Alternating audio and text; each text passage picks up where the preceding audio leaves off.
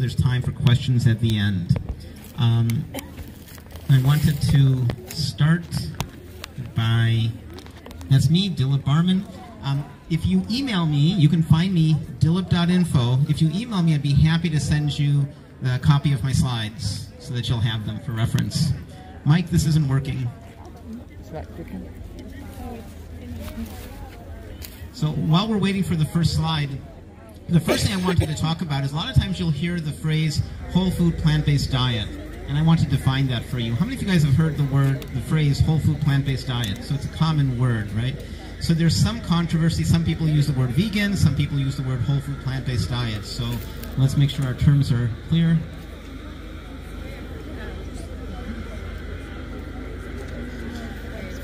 So basically, is it working now? Oh, my objectives, Mike, is there a laser pointer on here? Okay. My objectives in the next 40 minutes or so with you is to talk about why people might be interested in vegetarianism. There's lots of reasons, and we'll talk about a few of them. We'll talk about some definitions and some misperceptions about vegetarianism. It wouldn't be any fun to give a talk and not give you some ideas from the kitchen, so I love to cook. How many of you guys have been over for dinner? My house? You guys have? Nobody else? What are you waiting for? So I love to cook, and I've been teaching cooking for a long time, so I'm going to give you some ideas. Maybe if some of what I talk about rings true, you might say, well, okay, that sounds good, but now I'm home, what do I do in my kitchen? So I'm going to give you some concrete ideas, and then I'll end with some references. So, of course, some of you came in late, but I'm really proud of my film. It's the first film I've ever made called Code Blue. So Code Blue explores this idea of how come doctors don't know about nutrition when nutrition is extremely powerful for preventing, managing, sometimes reversing disease.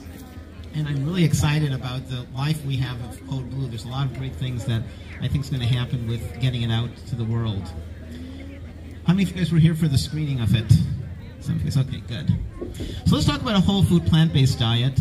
There's a number of different people who talk about whole food plant-based diets. I'm a Food for Life instructor through a group called Physicians Committee for Responsible Medicine. Raise your hand if you've heard of PCRM. Yay, it's a great organization. And I'm just delighted that I'm part of the organization. We have a focus on fruits, whole grains, legumes, and vegetables, no animal products, which means no eggs, no honey, no milk products, no chickens, no cows, and we focus on no more than 10% fat calories. So in my classes, I show people how to cook without oil. You don't need oil for cooking or sauteing. And one thing that I like to say to my students is we do recommend 10% fat calories. There's other credible people who recommend even higher, 12, maybe 15, but everybody has a limit. And what I like to say is, do you like chocolate? Raise your hand if you like chocolate. Okay? I love chocolate. Chocolate has fat. And so if you are targeting whether it's 10% or 12% or 15% fat, I'd rather eat chocolate than olive oil. It's a misnomer. Olive oil is not a health food. There was a study done in Crete, and they found that people had pretty good health outcomes. And guess what? The health study was funded by the olive oil companies. So one of the takeaways was, use olive oil, it's good for you. Well, there were further studies, and they said, well, not by the olive oil companies, and it said, what if we look at what the people in Crete do? They move around, they're active. We're not generally in this country, so activity was an important part of it. And they created a diet, they looked at the Mediterranean diet without olive oil, and they found far better health outcomes. So don't start adding olive oil to your food because you're thinking of moving towards a plant-based diet.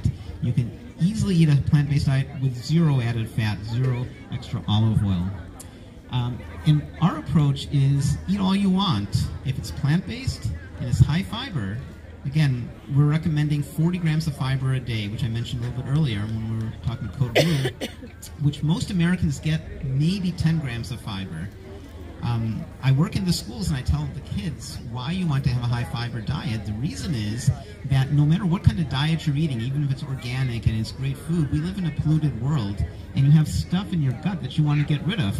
So why keep it in? Why not have a high fiber diet? And what fiber will do is it will glam onto these things and make you go to the bathroom. I'd rather go to the bathroom than keep it in me, right? So get rid of it. So high fiber diet's important. And if you eat that way, we have lots of evidence that shows that with high carbohydrate, low fat, plant-based high fiber diet, you can eat as much as you want, you won't gain weight. In fact, you'll come to an ideal weight. Other people, I'm going to skip ahead, Forks Over Knives. How many of you guys have seen the film Forks Over Knives? A great film. Forks Over Knives has a very similar approach. Kaiser Permanente, which is primarily on the West Coast, they have a pamphlet called Healthy Living, which they give out in their waiting rooms, which talks about low-fat, plant-based diet, high carbohydrate, and they get lots of great results. They share it with their patients. John McDougall, very similar. He's the highest of the high carbohydrate recommenders. He is big on potatoes and high starch, and he's had great results with that as well. So he talks about whole food plant-based. Nutritarians talk about nutrient-dense food. But let's bring it, and Dean Ornish, of course. Ornish is so heart disease is endemic in our society. Dean Ornish, you guys all probably know about him. Raise your hand if you're familiar with Dean Ornish. So he's come up with the only way, proven over and over, to reverse heart disease. Not just stop it, but to reverse it. And he has something like an 84% efficacy rate, which no medicine comes anywhere near. His approach is a low-fat, plant-based diet with moderate exercise. Does anybody know what the third thing is that he recommends? If you're religious, you'll be very happy to hear this. My wife's an atheist. If you're religious, you'll be really happy to hear this. The third thing is prayer. And if you're an atheist like my wife, or you're not interested in religion, then meditation or centering. Those three things, you've got to do all three. So centering, meditation, prayer, plant-based eating, and moderate exercise will reverse heart disease in the vast majority of cases. So let me summarize that. My definition of whole food plant-based diet is a focus on whole grains, legumes, vegetables, and fruits. I'm not sure, Mike, what's happening with the clicker. Uh-oh, that's not good. So whole food plant-based diet basically is a focus on what we call the power plate, so legumes, vegetables, fruits, and whole grains. And then eating food in as natural a way as possible. So there's, all of a sudden, there's a lot of people who are really interested in veganism. Many of them are interested from an ethical point of view, and that's great. But we want to recommend to make sure that whether you're vegan for ethics, the environment is by far the best thing you can do for the environment. Be healthy. You can be an unhealthy vegan. If you're eating a lot of processed foods, and there are a lot of these foods available in the store, I buy some of them, but I eat them in moderation, or not, very rarely. For example, there's vegan cheeses, there's vegan sausages, there's vegan fish, and I'm glad we have those products. What's the burger called? Impossible Burger. Impossible Burger, and there's another one too. My wife invested in it and made some money. She doesn't eat it, but she invested in it. So it's good these products are available, but I wouldn't rely on them. I think they're great transition foods. I think if you're used to eating regular hot dogs or regular hamburgers, you'll see a world of difference moving to the plant-based one, but don't rely on that. Rely on more foods that look like the way they were meant by nature. So that's the basics of what I mean by whole food plant-based eating. Does that kind of make sense to you guys? Yep. Yeah? It's a common sense rule and makes sense. So, Mike, if the clicker doesn't work, you may have to click slide by slide for me. So let's go back. We have to go back from here. So the first section of my talk is going to be about health. I'm going to give you some background on health benefits of plant-based eating. And while the slide's coming up, I wanted to mention that you're going to find there's a lot of conflicting evidence out there, and you're going to find people who talk about high meat diets, low meat diets, no dairy diets, including dairy in your diet. So I would encourage you to look at credible sources. I'm going to give you a slide a little bit later on which gives you some credible sources, and look at the preponderance of evidence. There are papers out there that talk about eating meat, but then look at who's funding the research, the beef industry perhaps, and look at their footnotes. They'll have maybe 2 or 3 references. They found a study here and there which recommended under certain circumstances that maybe they found meat was of some benefit. Mike, you're going through the hidden slides now, so if you can just go through the, let's see, these are, okay. So what I would ask you to do is to look at the evidence. I'm going to give you some good websites to look at evidence. The nice thing is, in terms of whole food plant-based eating, there's a lot of coalescing in this space. There's a lot of people including Nelson Campbell's dad, who's just arrived in the audience. Hello. He's our next speaker, I think. So there's a lot of people who are talking about whole food plant-based diet, and they have different spins on it. Some people say 10% fat calories, some people say 12%, some say 15%, some say no nuts, some say include nuts, some say include a small handful of nuts a day. But the nice thing is they all agree on whole food plant-based. Generally the thing that differs is the amount of fat.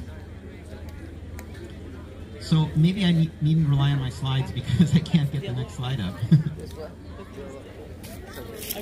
While we're waiting for the slides, Nelson's arrival reminds me of his wonderful dad, Colin Campbell, in the China study. Raise your hand if you've read or are familiar with the China study. So one thing that's really interesting about the China study...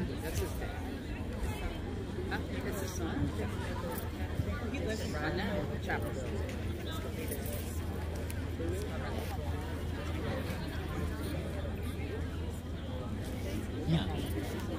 Okay. Okay. Can you go up like 3 slides?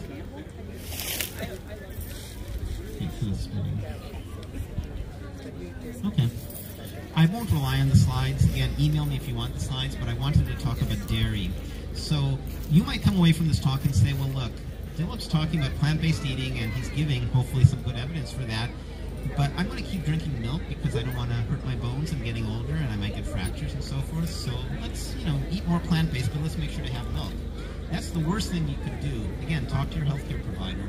But Nelson's dad, Colin, in the China study, he looked at the healthiest diets in the world, and he found that in China, in the interior of China, where there was practically no meat eaten, they didn't consume dairy products. And if you think about it, milk is produced for a cow, for the cow's babies, not for us and not for adults. And what happens to a cow the first year of the cow's life? They grow tremendously. And so it turns out there have been a number of studies at Harvard, for example, the Harvard Nurses Study, that showed a direct correspondence between dairy consumption and weight gain. And sure enough, in our country, we have a tremendous problem with obesity. Cow's milk is not a good choice for bones for a variety of reasons, and a number of studies have shown that as you increase the milk consumption, you also increase the bone fracture rate. Now, I always like people to use common sense, and there's some common sense missing there, because cow's milk is full of calcium, isn't it? Sure, but the thing is, it's not readily bioavailable. We're not sure scientifically why. There's a couple theories. But what tends to happen is the body sees, wow, you've drunk all this milk. There's so much protein and so much calcium. Don't you know you're going to hurt your kidneys? And so what the body ends up doing is it excretes it, and it starts etching it from your bones. So you end up with a net negative, both of calcium and protein. So drinking cow's milk is not a good idea, and there's a lot of references that I will share with you about that. So whole food plant-based does mean plant-based, not milk or meat-based. So I think we're back on track here. American, what's really interesting is how many of you guys, I know there's some really young people here, and this might be disillusioning news for you, but did you know that money plays a role in government policy? So when the government tells us things, they pay attention to who gives them money. And unfortunately, the meat and dairy industries are huge, and they give a lot of money to the government. And they tell the government, please use this money and promote things through the USDA. So for the fact that the government makes statements about plant-based eating, I think is very powerful.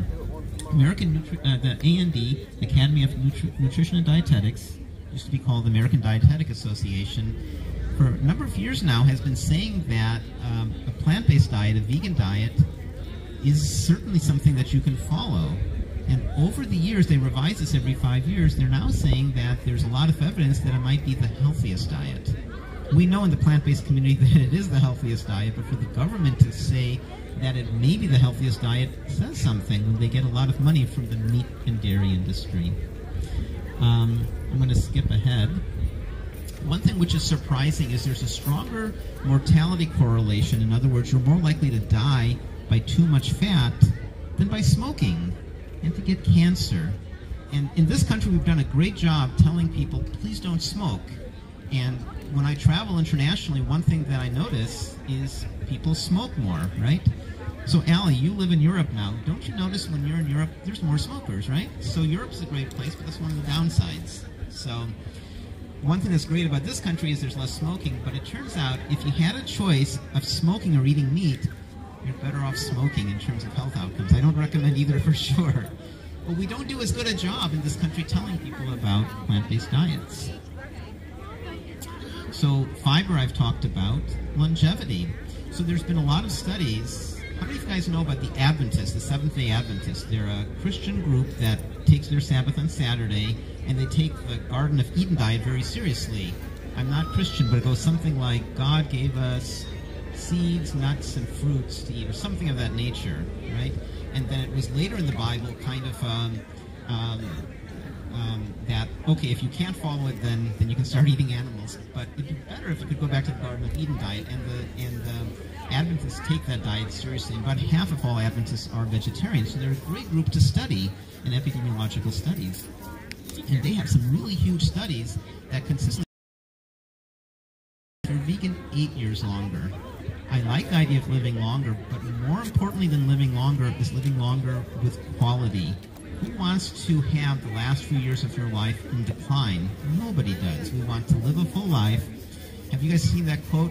I want to die young, but at an older age.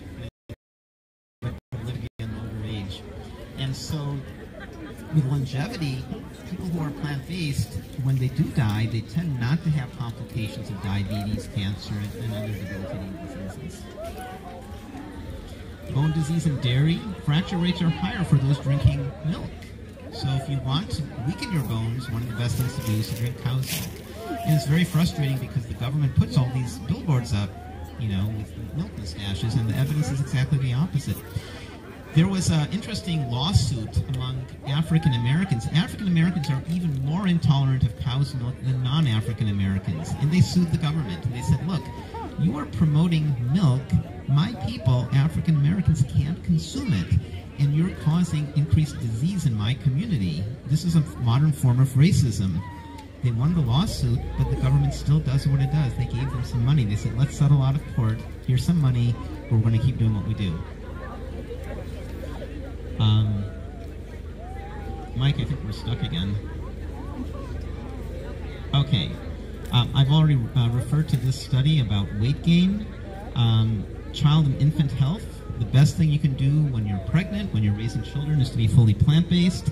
So, how many of you guys know Benjamin Spock? He made the famous book about raising children. And so, in his last edition, he said you should never introduce cow's milk to a child. But if you feel, for whatever reason, you want them to have milk, give them a chance. Let them be, I think he was recommending 18 months or something to build up some resistance, and then introduce what he would call a poison. But he recommended no milk whatsoever.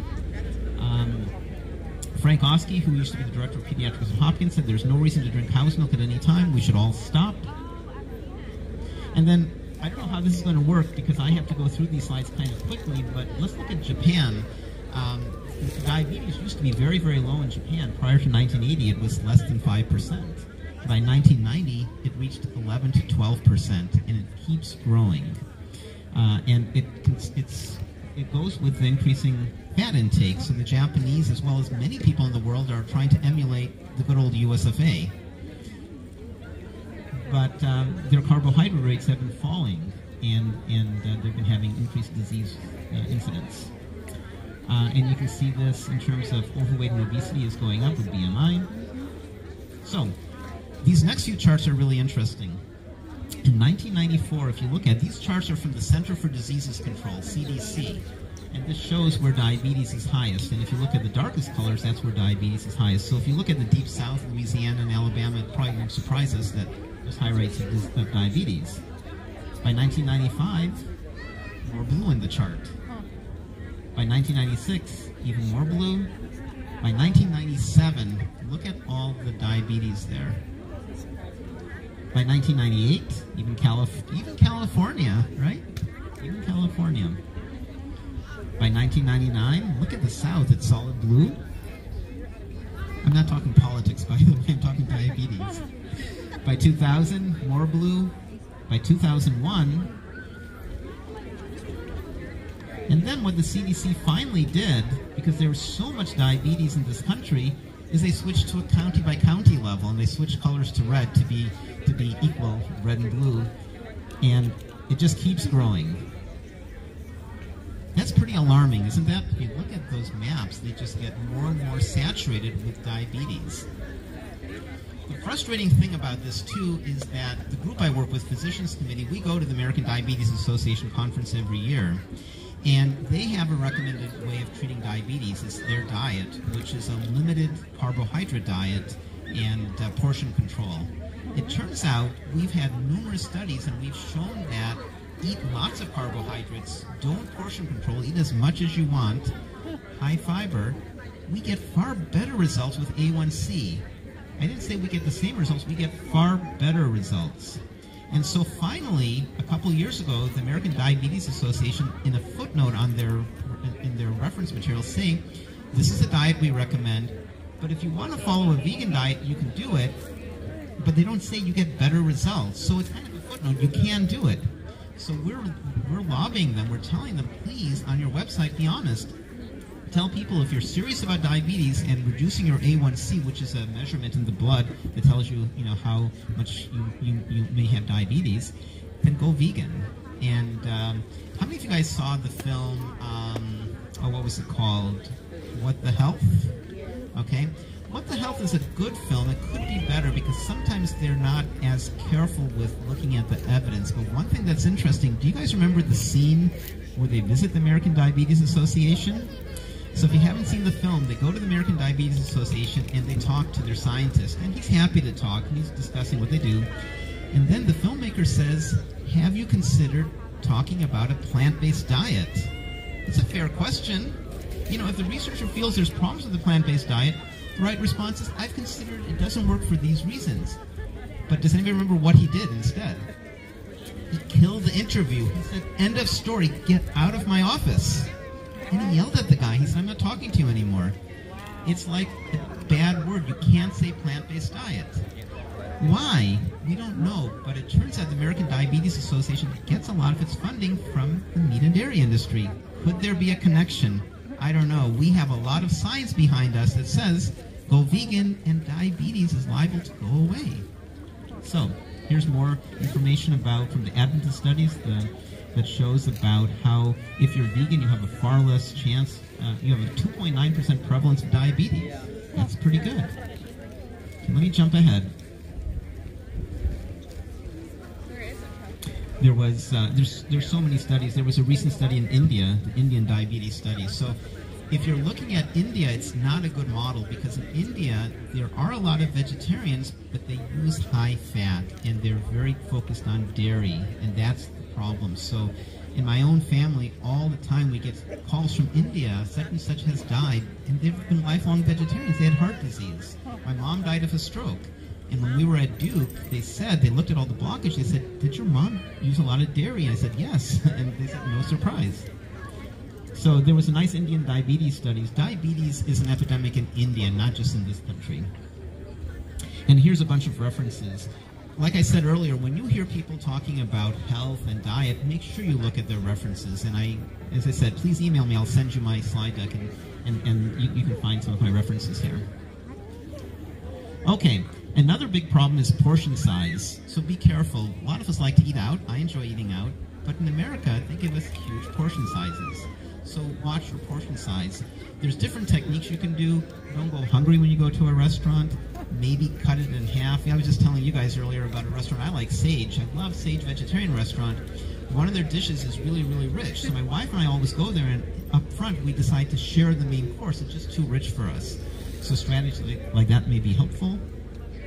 It's less of an issue with whole food plant-based eating because the fiber is self-limiting, so you're less likely to overeat.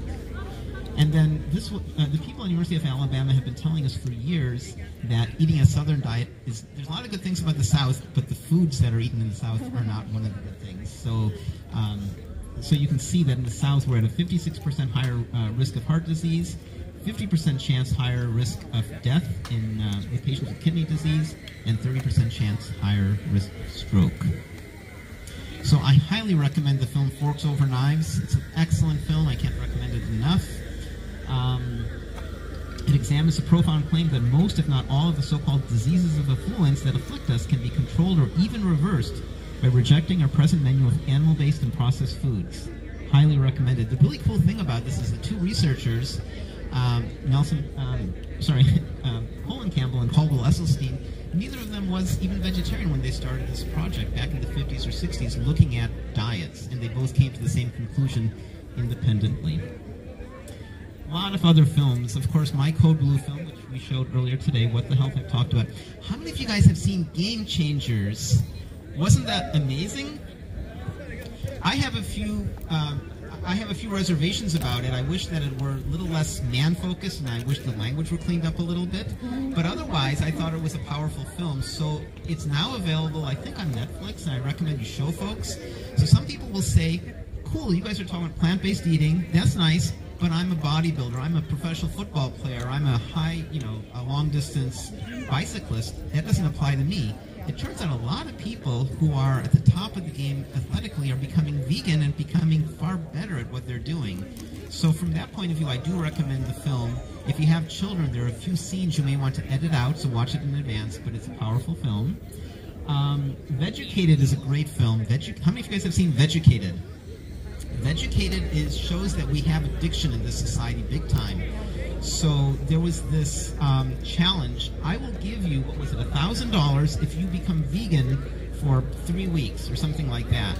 It turns out plant-based eating exists in pretty much all the cultures, but not, in ethnic foods, but not so much in this country.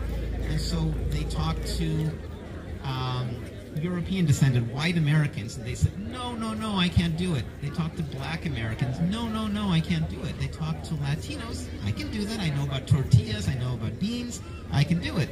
They talked about Indian Americans, I can do it.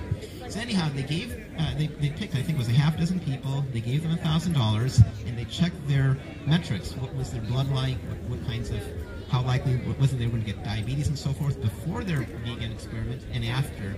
And it was great. Everything came out very well in terms of their health outcomes. Highly recommend that.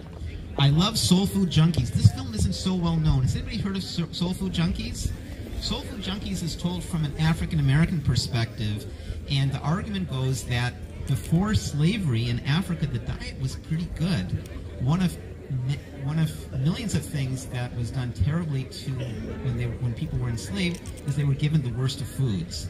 And today, if you look at African American diets, this film would argue it's not our fault as African Americans, but it's what the culture has done to us. It's modern racism, and we've got to not do this. So this African American gentleman who is vegan goes around to family gatherings where they're eating non-vegan food, and he's trying to tell them, if you just give this food up, you're going to find far better health outcomes. So I highly recommend that film. Cowspiracy talks about the environment. The Last Pig is a beautiful film. I know the filmmaker, Alison Argo, and it talks about a person who farms pigs, and he realizes a lot of compassion. He looks into the pig's eyes. Pigs are a lot smarter than dogs. And he says, I can't do this anymore. So he stops raising pigs, and I think he becomes a vegan right after the film. And there's a number of other ones. The ones that I've mentioned in the bottom are all more ethically based. How many of you guys have seen Earthlings? Okay. I've never seen Earthlings. I never want to see Earthlings. It's apparently gut-wrenching and extremely sad. But for those of us who are still eating animals, it may be worth watching because it talks about this from an ethical point of view. And I think after seeing this film, people may give it a second thought about, killing animals and eating them. So it's an ethical film that's very powerful. Those of you, raise your hand again if you've seen Earthlings. Do you agree that it has a profound effect on you after you've seen it? I've heard that from people. Many other films. Okay, so keeping up with nutrition research. There's a lot of great information. You might see an article. Check it out. Go to PubMed. PubMed is, I have 10 minutes? 10 minutes? Thank you. So PubMed is freely searchable. So if somebody says eating lots of meat's good for you, go to PubMed. Read the article. You may not have a medical background, but look at the beginning, the abstract. Look at who's funding that research and look at the summary.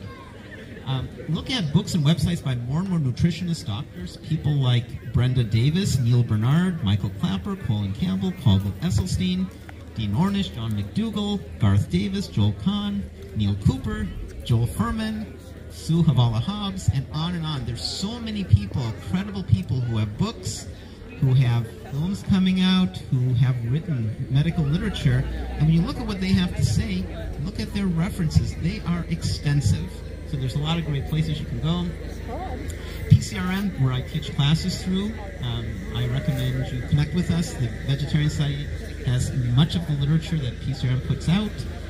I teach Food for Life classes. That's the website where you can find out about the classes. We have like 5 Food for Life instructors in this area. We have a Food for Life instructor in London too, by the way. If you're a doctor, you can get CME credits, nutritioncme.org. A lot of what we have is free, so you can go out and get some credits. We have a wonderful conference every year. We have been selling out. We get 1,000 people in the conference room in Washington. We have lots of great speakers. I encourage you to come. Vegetarian Resource Group in Baltimore has a magazine. If you're a member of my group, Triangle Vegetarian Society, how many of you guys are members of TVS, Triangle Vegetarian Society? So you get a free subscription to the VRG Journal. Food for Life. Michael Greger is awesome. How many of you guys know about Nutrition Facts and Michael Greger? So we're tight on time, but all I'll say is nutritionfacts.org is excellent. He has 2 books, and he decided, he said, most people don't have medical backgrounds, and there's so much information coming out about the benefits of plant-based eating that most people don't understand. So he said, I'm going to review every single work in the medical literature about nutrition written in English and write it up so that even Dilip can understand it, who doesn't have a medical degree. And he makes entertaining videos. So I highly recommend Michael Greger. His website is extensive now. If you're interested in pineapple and omega-3s, if you're interested in B12, anything, go there and do a search, and you'll find he has a lot to say about it, all evidence-based. Tons of topics.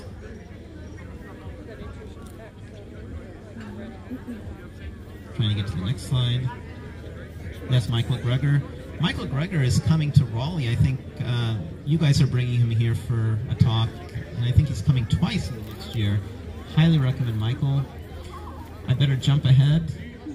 Eating plant-based is by far the best thing you can do for the environment, bar nothing. It's by far. And I finally understood the final piece of it for me. I homeschool my daughter, so in 5th grade we were talking about food chains and food webs.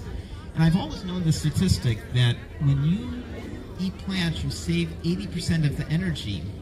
And it makes sense because if we were plants, we would spread our leaves and we would photosynthesize and we would get the energy from the sun.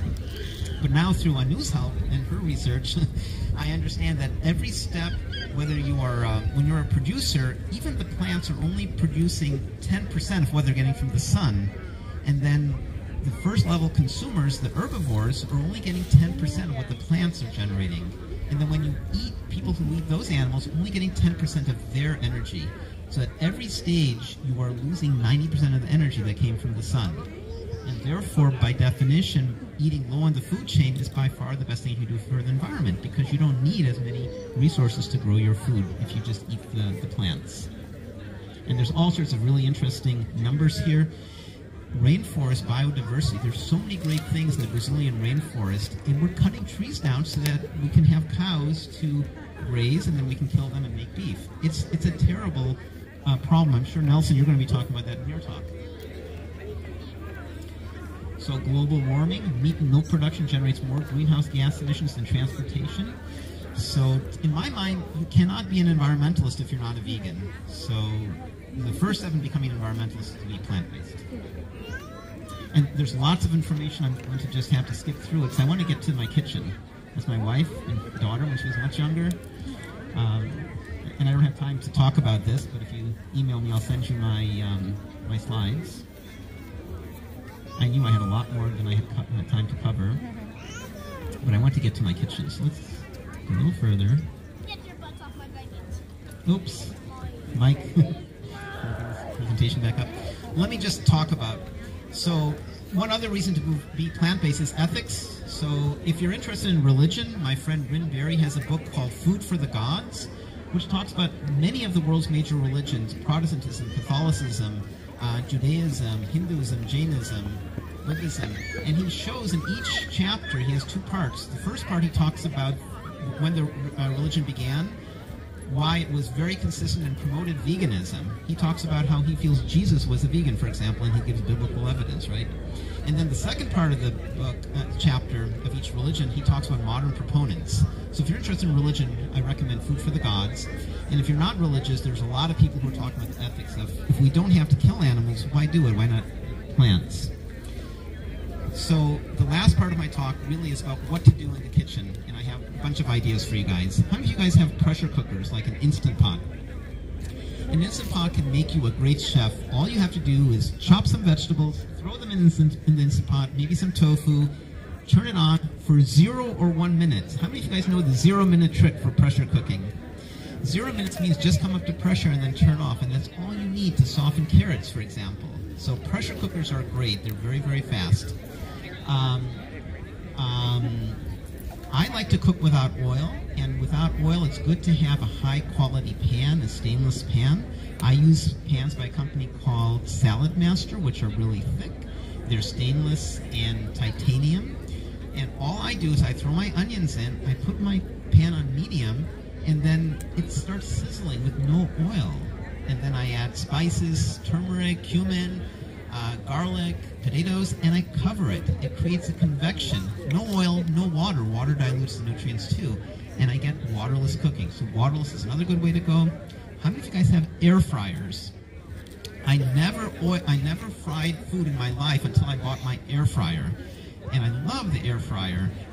I can put in potatoes, go into the fry mode, and I'll have French fries with no oil a few minutes later. One thing I like to do is I like to take tofu, I dredge it with some nutritional yeast, maybe some salt, maybe some lemon pepper, and I put it in the air fryer for 4 minutes at 450 degrees. I have crispy fried tofu with no oil, no added fat. I wish I could show you more slides, but I think I'm pretty close to the end of my time. The last thing I did want to say is, how many of you guys have been to my Thanksgiving? Great. It's the country's biggest vegetarian Thanksgiving, all vegan. We've been doing it for like 24, 25 years. Tickets went on sale yesterday at 11 a.m. They close at 11 a.m. tomorrow. We used to sell out in less than 2 minutes, and it's not fair. What if you drop your credit card, you go to pick it up, and you're out? So now we have a lottery, so you can make reservations at any time. Tomorrow after 11, we're going to draw a number, and we're going to start filling seats. I invite all of you guys to enter our lottery and come to our Thanksgiving. It's glorious. It's something like 2 dozen main courses and at least 2 or 3 dozen desserts, and it's all 100% vegan, plant-based. We have a number of dishes that are no added fat, if you want to be 100% no added fat, or if you want to on that day enjoy a little bit higher fat, you can. We also have a pre-Thanksgiving, the Monday before Thanksgiving. So TriangleVegSociety.org. We have a table there with information about that. Please come to Thanksgiving. And if you can't come, watch for us. We're on the evening news usually.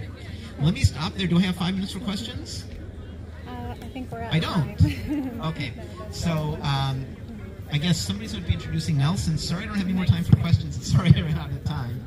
But thanks for your attention.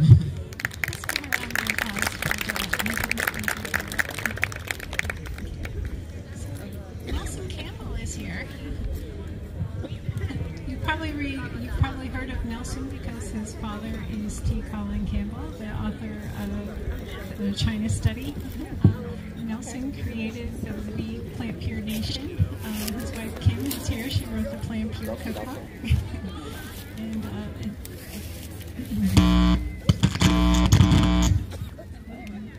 maybe I got a little too close to the speaker. Nelson, I'll be happy to give you another microphone. The headset isn't working. Let's welcome Nelson Campbell. Thank you. I was just warned by Dilip that the pointer thing here is not working very well, so hopefully the slides will work. But I would second what Dilip said about his Thanksgiving meal. So if you haven't done that, go to his website and sign up for it. And also, I just want to give a shout out to Mike Young. He's the guy here. So this is what I'm going to talk about today. My inspiration for this idea of plant-based nutrition actually comes from my father, Dr. Colin Campbell. And he is the scientist who did much of the research to validate the health benefits of a plant-based diet. We did not grow up plant-based, but I still remember the day when he came in to our house that evening. We always had a big family, and we sat together around a big dinner table. And he said, "You know what?" He said, "I have figured out how to turn cancer cells on and off just by toggling between plant and animal protein. Animal protein feeds cancer. Animal protein is the primary cause of cancer. A plant-based diet can prevent cancer, and increasingly there's evidence that it can reverse some cancers. So it's a powerful idea." He published over 300 peer-reviewed papers. He did a big research project in China and wrote 2 landmark books. If you don't know about them, I checked them out: The China Study and his book Whole. Now, my father has a particular view of health, which is that the human body is an infinitely complex system. It's beyond our ability to fully comprehend. Every cell is a universe unto itself, and we have trillions and trillions of cells in our body, and they're all communicating and talking to one another. And it's just beyond our ability to understand. But if we take a holistic view in the way that we look at this, we can see patterns, and that's what he did in his research. He was able to figure out that a whole food plant-based diet is what is optimal for the human body. And if we consume a whole food plant-based diet, our body knows how to attain health. And in fact, if the body is sick, it knows how to regain health. Now, we've made a lot of progress the last few years in getting this message out because of grassroots people and activities like Mike Young and this Veg Fest here, and Dilip. A lot of folks out on the front lines promoting this message. But we still have a long ways to go because our health system has not yet embraced this idea. And so, of course, we are blessed to be near Duke, one of the world's leading healthcare institutions, and it's very advanced in many ways. A lot of fancy technologies. Here's a patient rapid transit monorail train to shuttle patients around. But unfortunately, the local health system here is like the health system everywhere. It's based on a very simplistic view of health and the human body. We tend to look at the human body as a machine that we can understand, tinker with, and adjust. And the way that we do that primarily is through drugs. Now, Mike, I have to access the internet here, so I'm not sure. Could you go back there and click? Yeah, on the slide here. Actually, I tell you what, Mike, I'm going to save some. I just realized here, because I don't have control of this, it's going to be a little bit difficult. What I wanted to do, I'll just walk you through it. What I wanted to show here is, you might have seen this drug commercial that's playing right now for Entresto. This is a drug that's intended to, in a marginal way, help to prevent heart failure. Okay?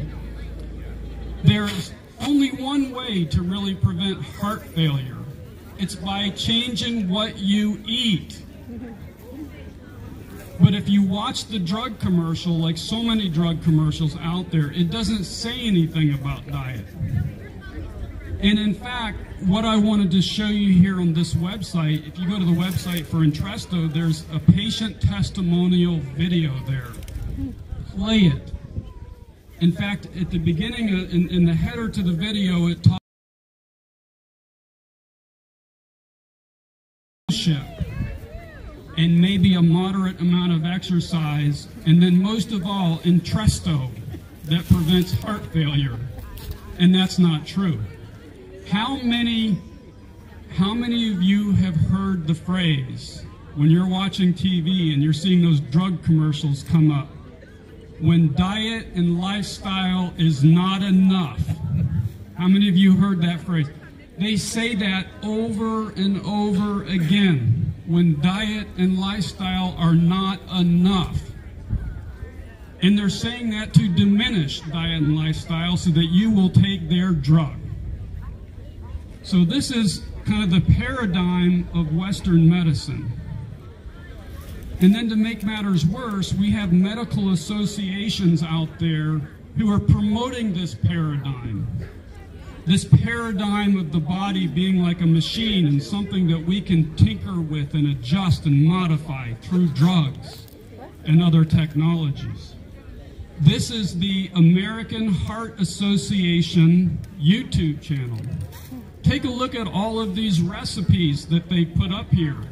Italian sausage stew, vegetable turkey soup. I have a hard time here. Curry beef stew, chicken, cheese steak, Philly cheese steak. This is the American Heart Association. And the other thing that really bothers me, and I decided to put this slide in here coming up, because I was at home this morning and I was watching the news, and I saw a story about I think it was a big walk or march or something for cancer prevention here in the Triangle area somewhere. And it reminded me of an event that my wife Kim and I had a chance to see when we were on tour for the release of our film, Plant Pure Nation. We were in Indianapolis, and it was the breast cancer awareness pink ribbon thing, and there were thousands of people in Indianapolis. And I guess this event here locally was a similar type event. But the story here is really troublesome because people want to help. They want to do the right thing. Many families have been affected by cancer, and people by nature want to reach out and help one another. So all of these good-hearted folks participate in these events, but none of them understand that the real cure to cancer is the food that we eat. And it's because the drug companies aren't communicating this. And so I get kind of upset when I see this. And so when we were in Indianapolis, we went to this event. We had our iPhone. We took we filmed a bit of it, and we made this little video. And Mike is going to hit the play button here.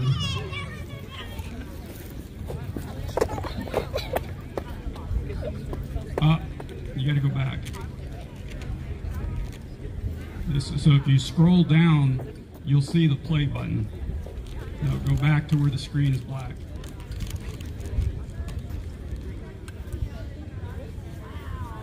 Now if you scroll down the cursor, you'll see the play button. Okay, go back again. Let me.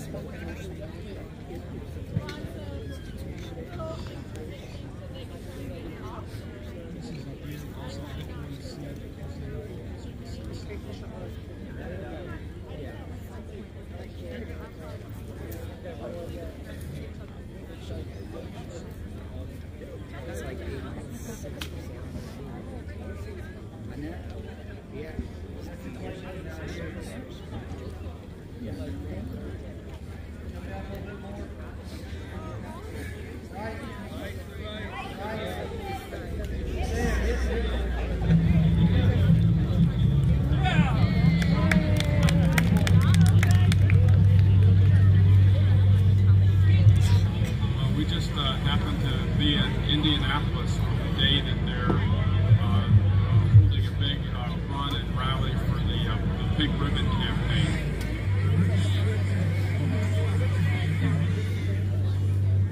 There's a lot of resources, a lot of money, a lot of thought that's gone into how to market this campaign and how to utilize major media to do that. So here on the ComeInIndy.org website, it's telling us where the funds go. It goes primarily to fund screenings, assistance with treatment, which we know what that is. That's drugs, radiation, and surgery. But they also say here that a meaningful portion of that money goes to research. Of course, we also know what that means as well, which is the development of drugs for the most part.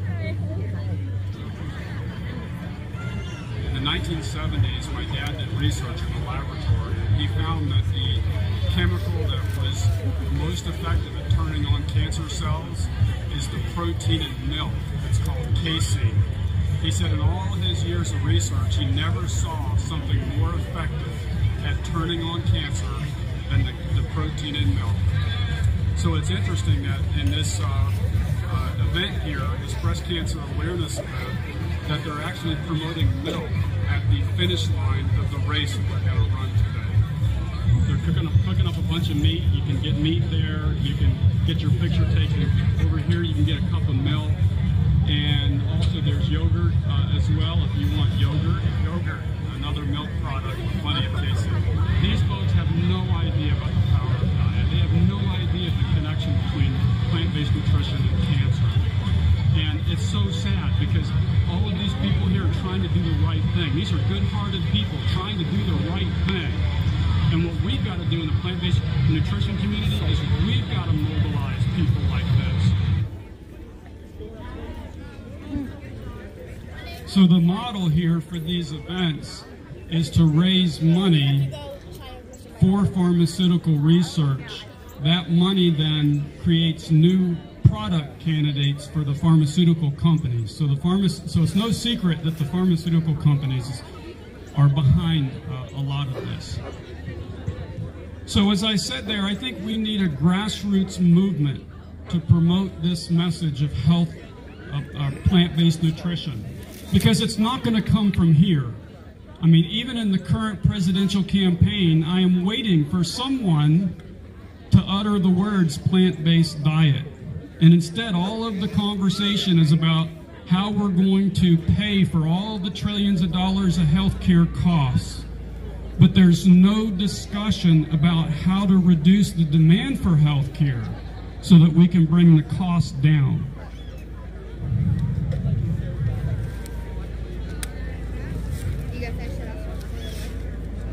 So this is what we need, is we need a grassroots movement powered by people like you. So what I'd like to do now is to explain to you what we have done to get ready for this grassroots movement strategy that we're going to be launching here. So I'm going to go back and give you a little bit of history of our organization. How many of you have seen Plant Pure Nation, our film? Okay, so quite a few of you. Some of you haven't. Normally, if there are quite a few people who haven't seen it, I'll play the trailer. So maybe I'll go ahead and see if this works. I just discovered I can control this with, Hey Mike, somehow we went to the, if you could put it back on the slideshow and play the trailer.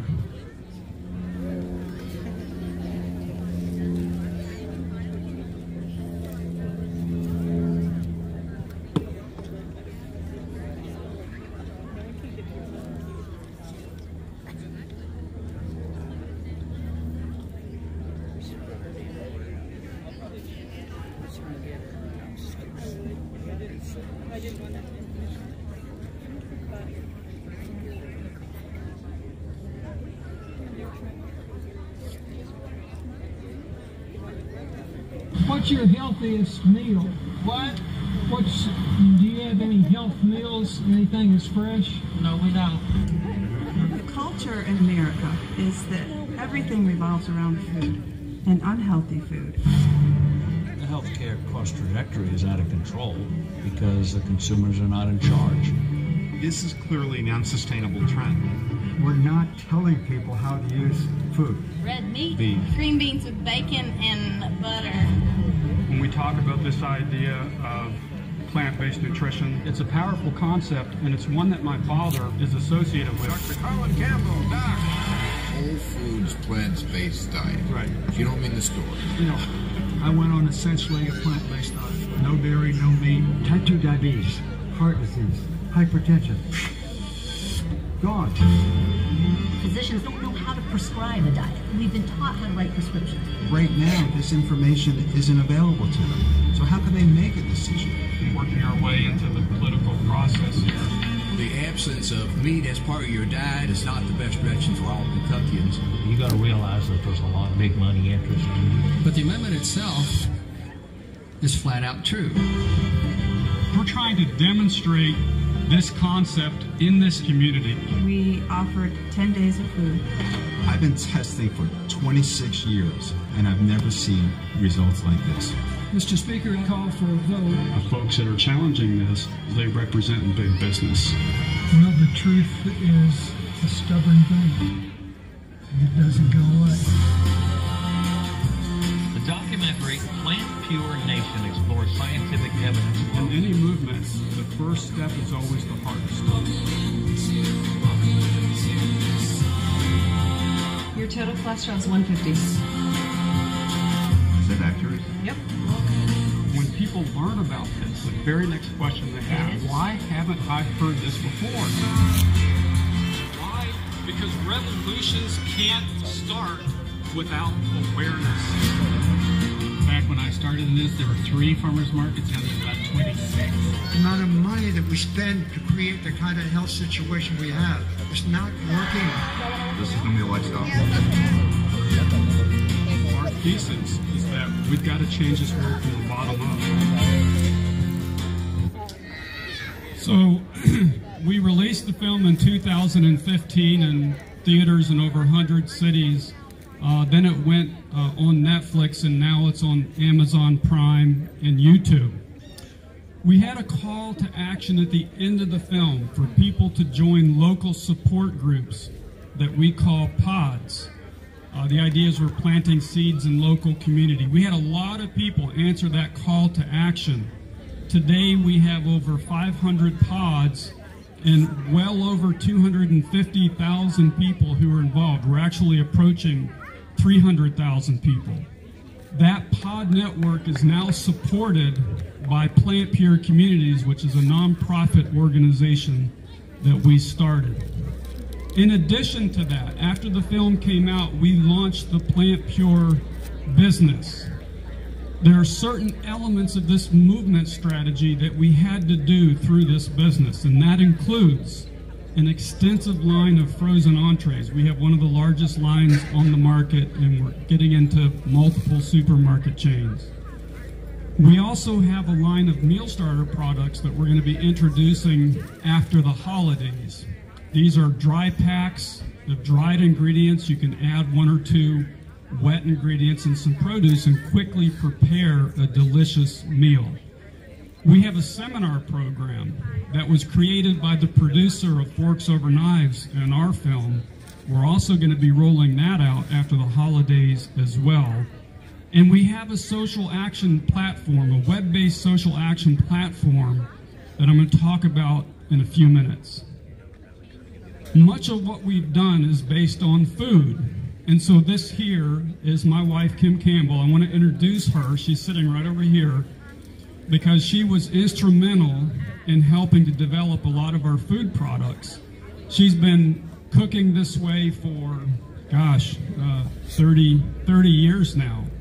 And she has 2 cookbooks that are highly regarded And if you haven't tried them, you can get these on Amazon. Excellent cookbooks. Something I'm very proud of is our philanthropic mission behind all of this. We are going to commit half of our future operating profits to nonprofit organizations who are engaged in our grassroots movement strategy. Also, those meal starter products that I mentioned, those products were created as a result of a project that we're involved in New York City with an organization called Somos Community Care. This is a mostly medicated population. We figure out how can we create products that are affordable to people in those communities. And so we came up with this idea because we figured out that we could mass produce these products at very low cost.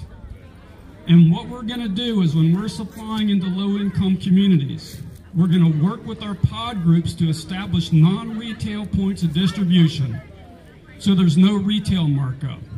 And then we're going to waive 100% of our profit markup. These products will be the least expensive, the most affordable way for people to eat in those communities. And our goal is for people to be able to make a pound of food for $1.50 or less, certainly no more than $2. Okay, so I mentioned that we have this web-based social action platform. We've been programming this for the past couple of years. We have over 80,000 lines of code in here, and this will be at aPlantBasedDiet.org. And so I will play a short video here, which is on the website to introduce you to the platform. Can you play that, Mike?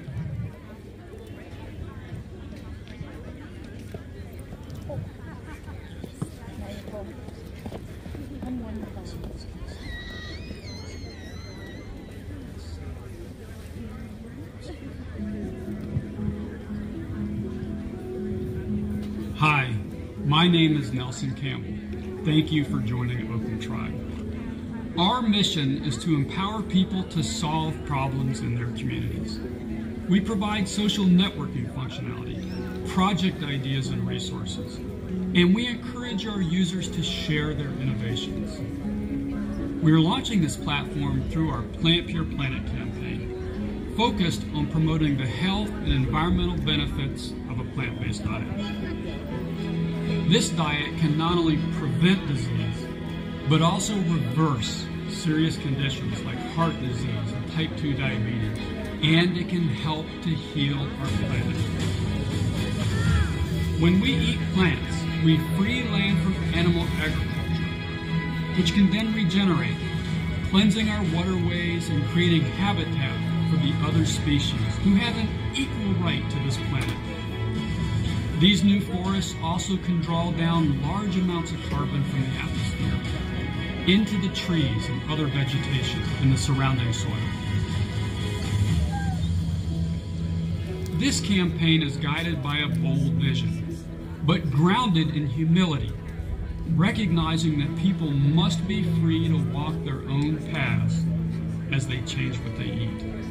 When you use Open Tribe, please know that we share the minimal information you provide with no one.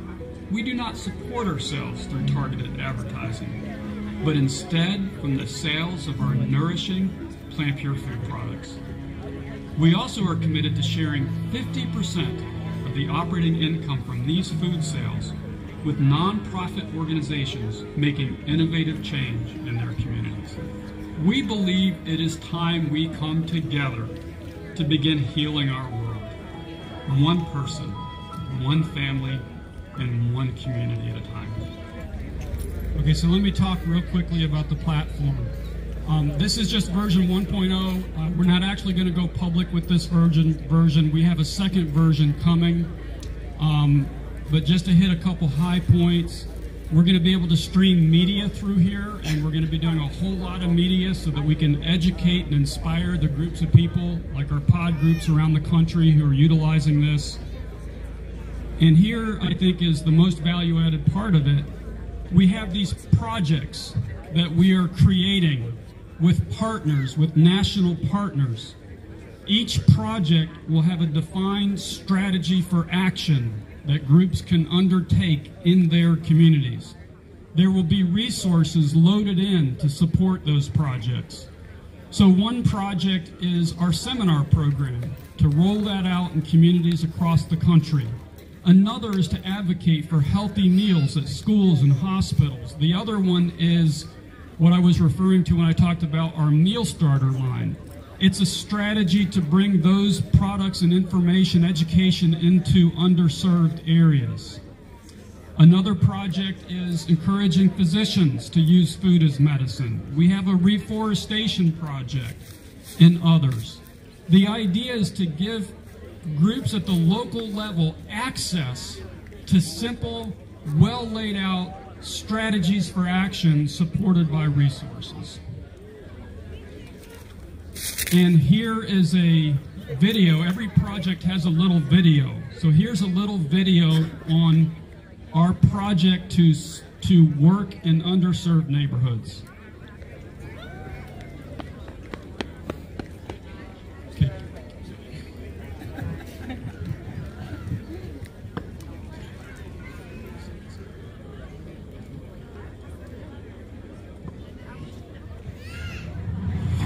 We invite you to join with us in our boldest campaign to bring healing to where it's needed most, in our underserved communities. Many people think health is a right granted through the expensive drugs and procedures of our healthcare system. But studies prove we optimize our health through a whole foods plant-based diet. Health is a condition we can create through the power of our food choices. This is an especially empowering message within low-income communities because the system has failed to serve their interests. This project is focused on communicating the message of plant-based nutrition in these neighborhoods and then distributing through non-retail channels low-cost plant-based foods from the Plant Pure Foods business. Plant Pure has developed a line of meal starter products that can be distributed through locations like nonprofit organizations, physician clinics, and churches. Most importantly, Plant Pure is making these products available in low-income communities at affordable prices by waiving all of its profit margin. Access to the truth of health and to products that can sustain our health is a human right. We hope you can join us in this effort to build a plant-based world, leaving no one behind.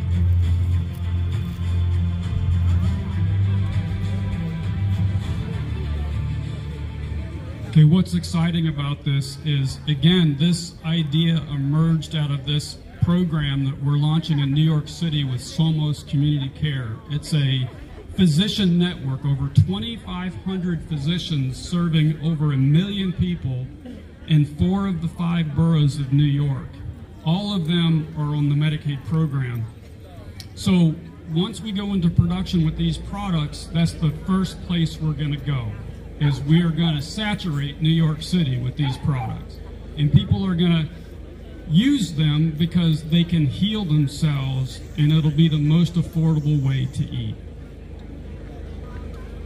So I'm hitting a lot of high points here: our food, our education, our pod network, our social platform. These are all elements of a larger campaign that we're going to be launching next year. And so literally what we're going to do, and I'm trying to convince my wife Kim to come with me. She doesn't like to travel, but literally going to get in a car and go from city to city where we have a lot of grassroots support. And I'm going to deliver a presentation to introduce people to these ideas and to our platform, our social action platform, because everything that we've created is embedded within that platform. So introduce them to the platform and encourage people to start pods or join pods and start taking action in their communities. So this is going to happen next year. As we do that, we're going to use media to drive public awareness of this. I have come to understand the power of media in terms of inspiring people and moving people to action. So we have a film crew And we're going to be doing a number of things. One is, and we're already starting to do this, we're going to do a continual stream of short videos focusing on stories of people who are doing amazing things in their communities. So people who are doing things that could inspire other people to do the same. We also are going to start a webinar/podcast show. It'll probably be a bi-weekly show, and also, again, focusing as much as possible on stories. We have a culinary show, so this is what Kim is involved in. And we've already done 12 of these. We have 12 in the can, but these are beautiful cooking shows teaching people how to eat this way, how to make delicious meals. And we'll be releasing these probably once every, what are we saying, once a week. Once a week. And these are beautifully produced shows, like TV Food Network quality show. We also are involved in a feature film. We have an Oscar-winning writer now. He's actually a famous writer who is writing a script for a motion picture on my father's life. And this will probably be produced and released within the next couple of years. But we already have interest from production companies like Participant Media, for example. So we're very excited about this. And then we have, and we've already been filming for this, we have a docu-series concept, a series of episodes that will document this unfolding campaign that we're launching. And we have a storyline for this that begins and ends in a trailer park in a Cajun community in southeast Louisiana. We're going to need a little bit more money to do this particular project, but we're working on it. I had a video here I was going to show, but I'm thinking that maybe I'll skip over it. It's the pitch video for our docu-series, but I don't want to run short on time, so as we launch this campaign across the country, we're going to talk, of course, about the health benefits of a plant-based diet. That this is the most powerful medicine available to us is the food that we choose to eat. In fact, I should mention that, you know, I've done a lot of speaking across the country, and of course, my father's done a ton of speaking. And it never, wherever we go, we hear miraculous stories of healing. I mean, you just can't imagine some of the stories that we hear. People who have had a death sentence because of cancer, and they've been given a date and time practically as to when they're going to die, who reverse the disease. Type 2 diabetes is almost entirely reversible through a plant-based diet. Neurological problems, autoimmune disorders. It's really incredible. This is a powerful story.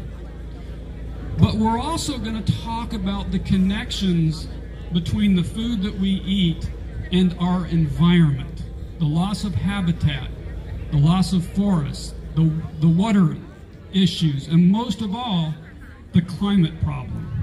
And I'm not going to talk right now about climate change, and that's a whole nother lecture in and of itself. But what I would like to talk about is the fact that the food that we choose to eat, those food choices, provide the most powerful weapon in our toolkit for addressing this problem of climate change. And most people don't understand this. We are supporting a pioneering study through our nonprofit by a world-leading expert on the connection of climate change to land use. And he has already demonstrated some preliminary, generated some preliminary results. And here is what he's finding. If the world went plant-based, over 1 billion hectares of land would be freed from animal agriculture, but nearly 900 million hectares of land would naturally reforest without human intervention. So it would just reforest. 140 gigatons of carbon would be sequestered in those forests over 20 years, both the biomass and the soil. That basically doubles the amount of carbon sequestration that was calculated in a study released earlier this year that generated worldwide attention. Basically, they looked at all of the available land around the world for reforestation, and they came up with a similar number. But what they left out was, what if the world went plant-based? And so if that happened, we could double the amount of land available for reforestation. And reforesting all of that land would pull down more than the amount of carbon that has accumulated in the atmosphere since 1750. So this is a powerful, powerful story that we're going to be telling as we go across the country. So it's health, it's the environment. But there's one more idea here that I think is really important. I have long believed that the only way that we are going to heal our world is by empowering communities to fix problems. We can't always look to government. We can't look to industry. We have to stop looking up, and we have to look down and around ourselves for solutions, just as I said at the end of our film. It's interesting. You can pick a social problem. Pick any social problem. Go online and research it. You will find a social entrepreneur someplace who has fixed that problem. But the story is always the same. That person or that organization, they're often struggling for money. It's very difficult to sustain what they've done, let alone replicate those efforts across the country. And so the metaphor that I like to use is like fireflies in the night. They're beautiful when they light up, but never enough to light up the world. And what we have to do as a society is we've got to figure out how to organize and resource and motivate and educate and form local communities and connect local communities to help make these changes. And so this is what I'm hoping we can demonstrate through our campaign, is how communities can come together to fix one of the most serious problems of our time, which is our health care and also our environmental problem. But there's one big thing in our way here, and it's the apathy that we all feel. We all succumb to this. I succumb to this too sometimes. I just get tired and exhausted. And yes, we have a dog too, and I think sometimes our dog controls us and probably thinks that he's openly superior. But this is a real serious problem. We are overloaded with negativity in our daily lives. We turn on the TV and we hear all this doom and gloom and this dark stuff, and we feel powerless to make change. So we've got to overcome this. And not only amongst ourselves, but also we have to demand that people who are in positions of power find the courage to make the right decisions. We have to find the courage to act, and we have to demand that people in positions of power find the courage to do what's right. Now I'm going to just veer off a little bit here, and you probably didn't expect to come to a Veg Fest and hear this crazy guy talk about something like what I'm getting ready to say here. A lot of times we think that we have to fix things through a policy or some idea. But the root of all of this, and if we don't all understand this, we're never going to be able to fix this world. The root of all of this is how we see ourselves and the world around us and how we fit into that. What's the meaning of life? What's the meaning of our life? Now, I was on the web the other day trying to think about what I was going to say for this talk. And I came across this story here, and I found it to be really interesting and inspiring to me. So, Christmas Eve, 1968, Apollo 8. It was the first time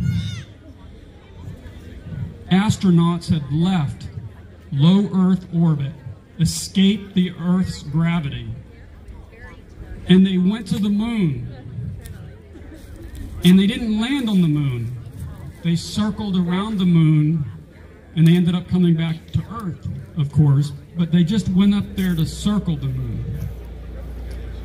So they're on the dark side of the moon. And this was not planned. It wasn't expected. But they're circling the dark side of the moon. They're coming around the other side, and they look out the window, and they see that, and then they see that. And one of the astronauts started saying, "Hey, get the camera, we got to get this." This was all spontaneous. They just all gasped when they saw this.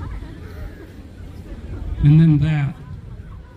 And that's one of the most famous photos ever taken. It's referred to as Earthrise. And it's really, a lot of people actually attribute the environmental movement in the 1970s to this photo, kind of getting some of that dialogue going.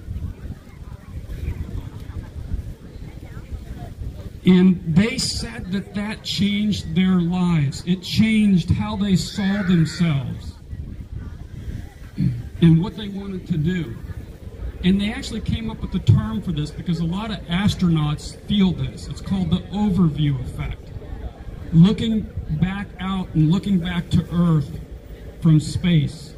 And this fella here, Ron Garon, or Darren, I don't know how to pronounce his name, he was maneuvering outside the space station, and he looked back, and here's what he said: "As I approached the top of this arc, it was as if time stood still, and I was flooded with both emotion and awareness. Seeing Earth from this vantage point gave me a unique perspective. Part of this is the realization that we are all traveling together on the planet, and that if we all looked at the world from that perspective, we would see that nothing is impossible." Now, I think what they're touching on here is actually something spiritual. And when I say spiritual, I'm not talking necessarily about religion. I'm just talking about seeing the world in a way that's different than what many of us see when we look out at the world.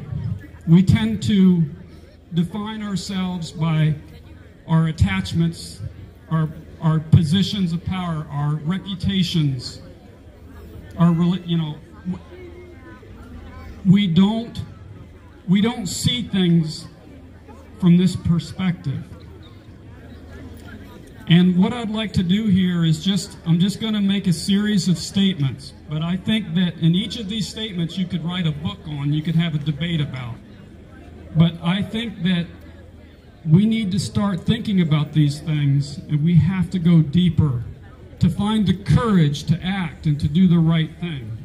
And I really believe each and every one of these statements, that the universe is a singular, unitary whole. It's imbued with intelligence. If you see the human body is incomprehensibly intelligent. That's why it has such incredible self-healing capability. The universe is a cradle for life, unfolding with purpose and direction.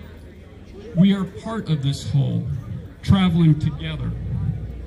And as such, our lives have purpose and meaning. We are not random events.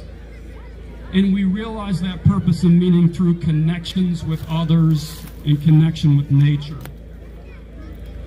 Living empowered and compassionate lives. And if we understand this, there's nothing that we cannot do. So I think that we really need to go deep and think this way, to find the courage to get off the couch, to take actions, to get involved, to do the right thing. And if we do that, we'll be like this lady here. We had a pod meeting last night in Mebane. This is Wilma Stoy, and she doesn't care if I use her name because we've already done an article on her, and she wants to tell the world what happened. So she discovered the plant-based diet, and she lost nearly 200 pounds. She came into the pod meeting last night, and she came through the front door and she tripped and fell. And she had a dish of beans in her hand, and as she was falling, somehow she caught the beans. The beans never tipped over, but she landed flat on the floor, face down. And we were all concerned because at first she really didn't move. She just kind of laid there. And then she slowly but surely got up. And she said, after she got up and she was talking about it, she said, you know, I laid there because I'd never had that happen to me and then been able to get up on my own. She didn't think that she could get up. But then she did get up. Why? Because look at her. She lost close to 200 pounds. That dress, which is what she brought last night just to show everyone, is what she used to wear. So this is a woman who has discovered the secret of health. She's full of love and laughter and energy and passion, exuberance. And so what I'd like to see is a world where everyone can feel that, so that maybe the pharmaceutical industry they only have one more lifestyle-related drug left to them to make, and it's this one here. Let me run back here.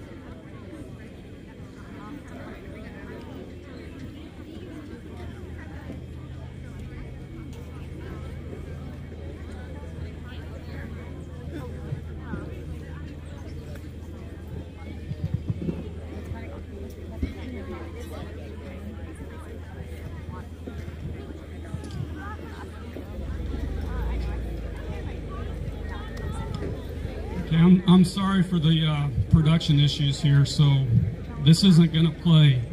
This had to come over the internet. So what this was a commercial that someone, it's hilarious. It's you can look it up on YouTube. It's a commercial for a drug that they refer to it as a depressant, because we're living in a society where everyone is so exuberant. And how irritating is it to be around people who are always happy?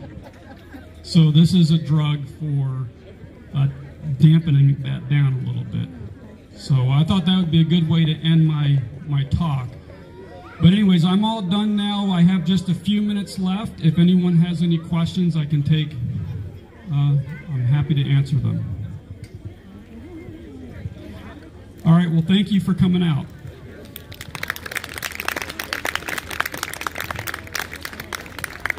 Oh, okay. Yeah, okay, so one quick thing. So she was just asking about our pods, and actually I meant to say that. the very last screen, there's a website there. It's aPlantBasedDiet.org.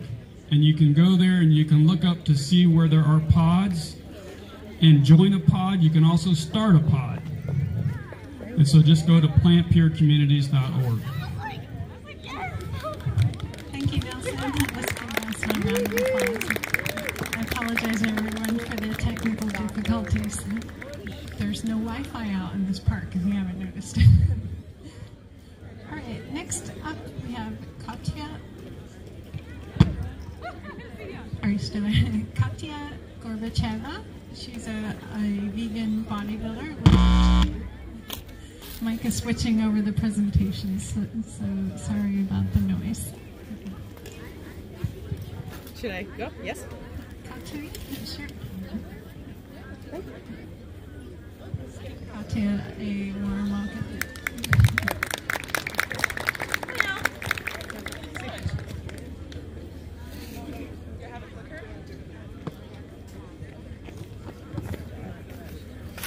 I'm vegan, and I started competing when I was lifting as a vegan for a while. So I just want to tell you guys a little bit